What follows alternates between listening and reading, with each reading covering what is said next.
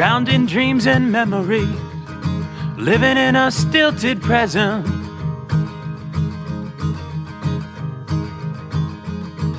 Shangri-La or parody, went into a painful crescent. But it all goes wrong when you try the most. Just let go and throw your intentions down.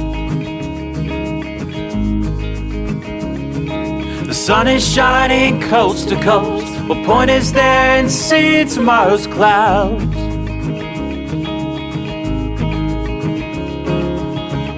The past will have its demons. What good is it? The day has got its reasons. So come and visit, walking slow but surely, one day at a time. Musk oxen. Oh my god, can you see it? Is it a bear? It's a bear. No, I can't tell. It's too far away. Oh shit. My first wow. It's a musk oxen. It's actually a musk ox. The musk oxen, of course, is the plural of musk ox. And it's an animal that lives in the Arctic here, and it's known for its hooves and its big, thick, woolly coat and the smell that it gives off by males during rutting season.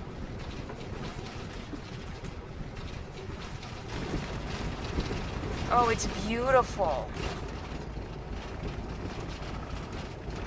Oh my god, look at it. It's beautiful. It's like a woolly mammoth.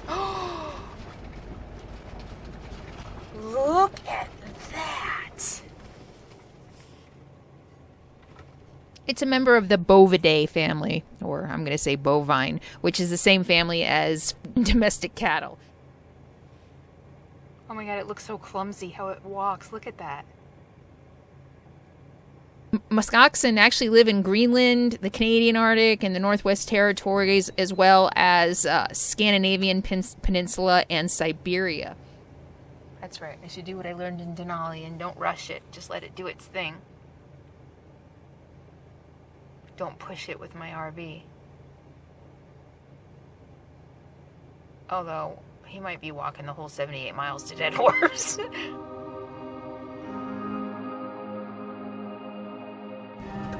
What the hell? Huh, bud? He's like, what the hell is that? In the late 19th and early 20th century, they were pretty much extinct here in the Arctic of Alaska because of hunting, and some say also because of the shift in climate. There are some here now, and they live primarily on grasses and lichens and willows, and in the winter they actually dig down into the snow in order to eat. And the primary predator of musk oxen is the Arctic wolf.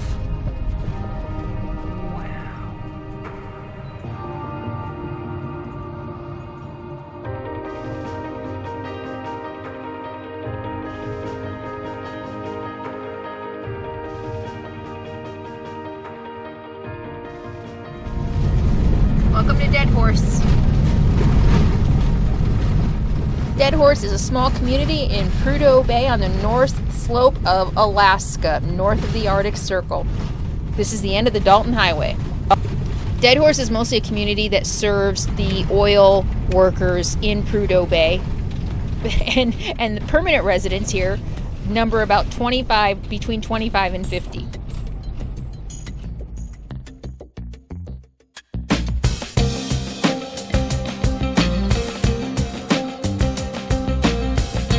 But the temporary residents, those people who are employed by the oil industry, it's as much as 3,000. This area is all about the Alaska pipeline and the oil fields, pretty much. And a tiny bit of tourism for those of us who drive this long 415-mile road.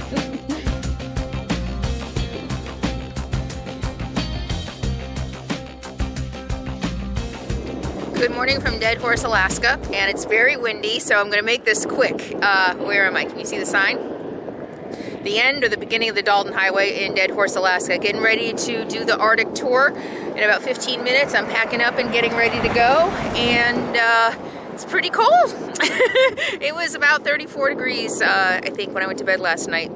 And about 32, I think, was the low. With the wind chill, it's in the 20s. It's very cold. All right, and it's very windy, and I didn't bring my microphone. So there's the Dalton. This is where I spent the night. Right here in Deadhorse and Prudhoe Bay. Right on the river. It was very windy all night. Oh yeah, I like my new sweatshirt. I have bought so many t-shirts and sweatshirts on this trip. I just want to remember every place I visited and I guess proudly display that I've been here because I'm just so excited to be here. Oh, the generator's been running nonstop because I don't have enough solar. Something's going on with my solar controller. It went into equalization, blinking fast the other day, which I have never ever seen it do in the almost year that I've had it. And now it's stuck on bulk, which means the light is continuously on. And I looked it up, and that means that it's less than 70% charged. So I'm not sure if something, a sensor is dirty from all the crazy dirty roads that I've been on, the mud, oh look at the mud, or if my batteries are getting worn out, which is also very possible. Calcium oxide, I think it is, what they treat the roads with. And this stuff has gotten everywhere. I actually had to clean off my batteries the other day. You can see it's stuck to the mud flaps. So when I get to the end, I've got to wash the rig. Ta-da!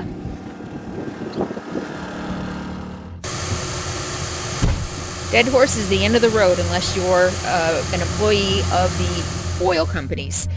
I had to have a background check and get my ticket for the shuttle 24 hours in advance.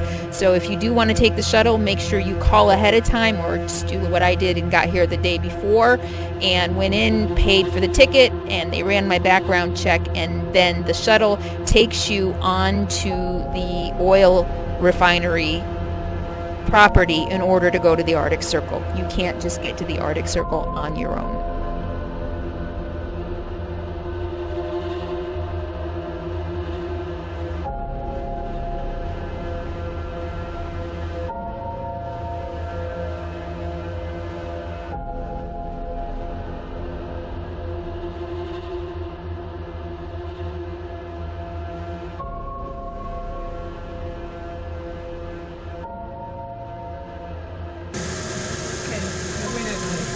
But this company is licensed to be able to drive through the oil refinery property, and we're heading to the Arctic Ocean.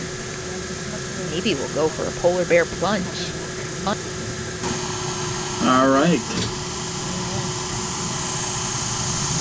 The lights really stay bright during the winter time. Gets dark. I couldn't tell you how long it stays dark, but it's January, February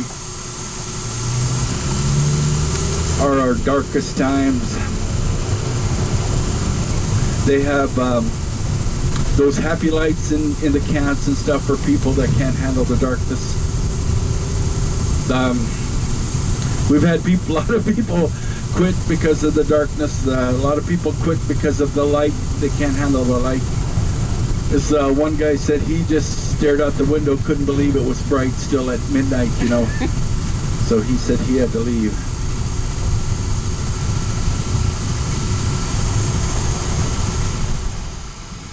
Buildings on Prudhoe Bay are built on suspended concrete slabs so that the heat from inside the building doesn't thaw the permafrost beneath the surface. So they do take measures here to kind of keep the environment kind of funny, surrounded by oil refineries and a pipeline, but at least the buildings aren't thawing the ice beneath.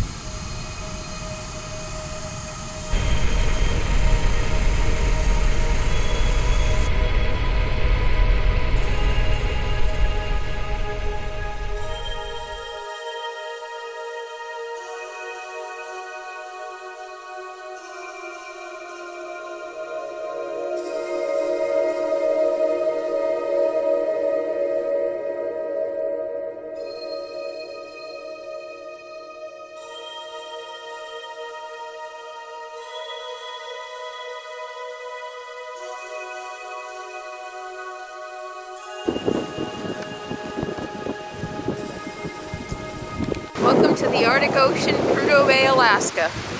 It's like 30 degrees. It's freezing. It's windy. Which means it's a little colder than 30 degrees with the wind chill. And I'm not so sure I feel like taking my boots off to dip my toe in. Of course, I think I'm gonna have to. Can't come all this way. Just chicken out now, huh? We'll see.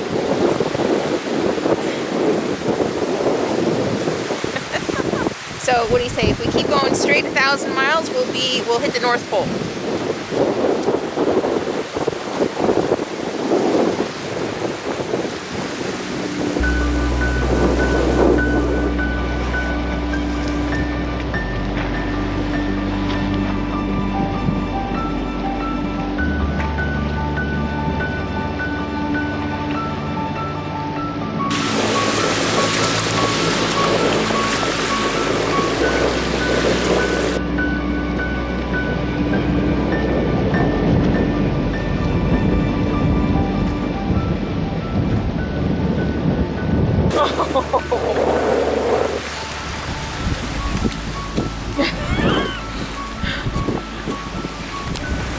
Oh my freaking God, that's cold.